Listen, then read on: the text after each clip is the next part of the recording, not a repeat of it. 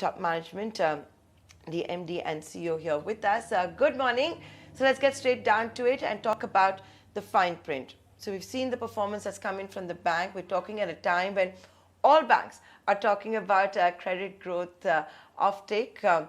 What's it looking like for you? What are the areas of growth? And is it going to be the corporate book that will continue to outperform?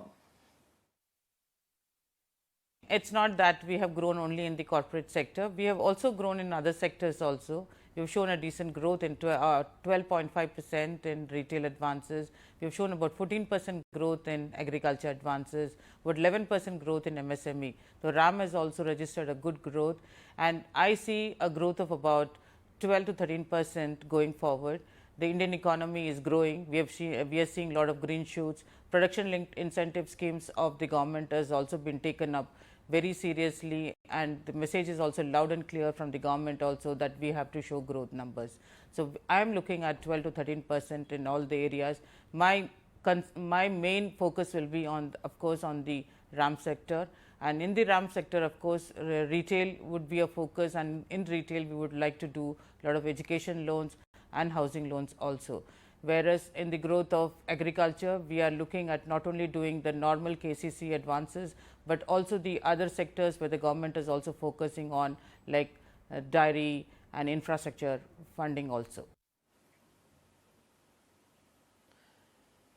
Okay, so that's secular across the board, but within your corporate book, the bank's corporate book as it is now, where are you seeing the levers of growth? Where is the demand really coming from for the bank? Yeah, we have seen a good growth in our HAM sector, that is the road projects. Renewable energy also we are seeing a good growth. We are also seeing growth, funding from the NBFC side is also increasing. We are also seeing good potential from the CRE sector. These are the areas which will be our focus centers during the current year also. Right.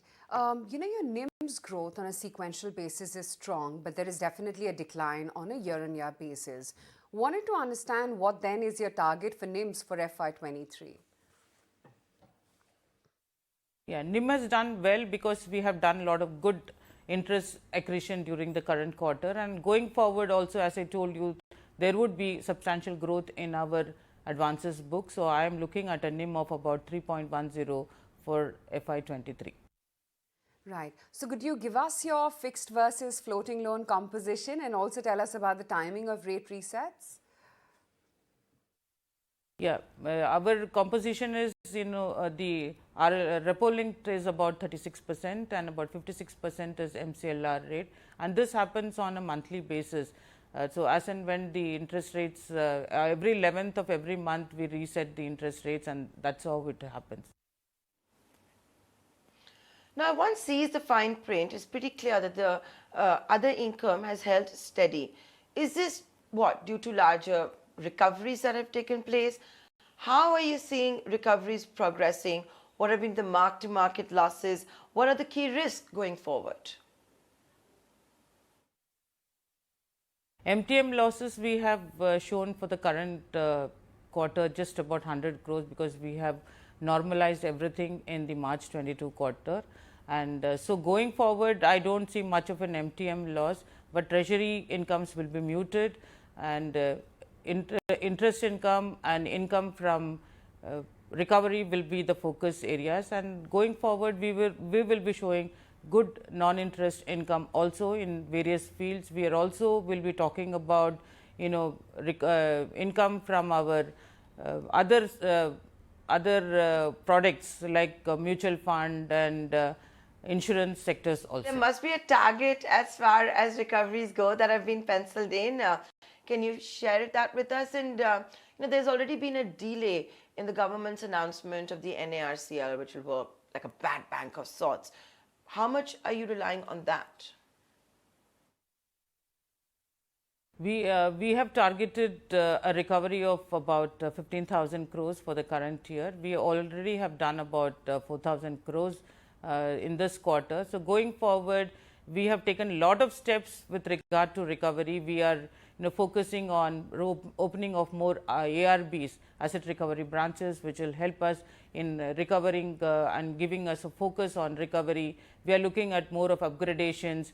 We are looking at recovery from the NCLT cases. OTS is another mainstream that we are looking at.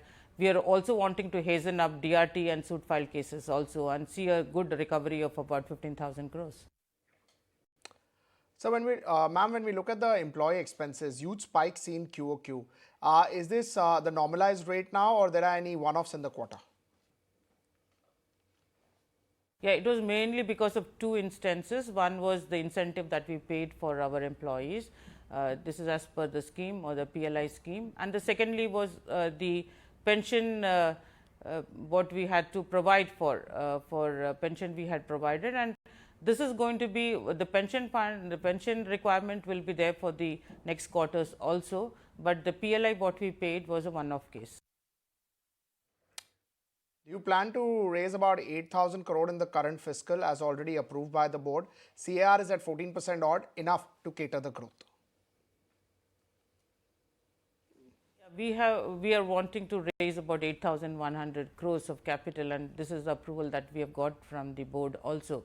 But as you said, we have a healthy CRER, but you should also understand that the bank is at the growing phase.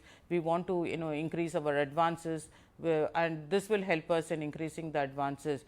And so we have already raised about 1,300 crores of AT1 bonds. We are also looking to raise about QIB. We have got an approval of more than 3,000 crores from the board for raising QIP, and this we will coming out in probably in the next quarter or the first quarter of the next calendar.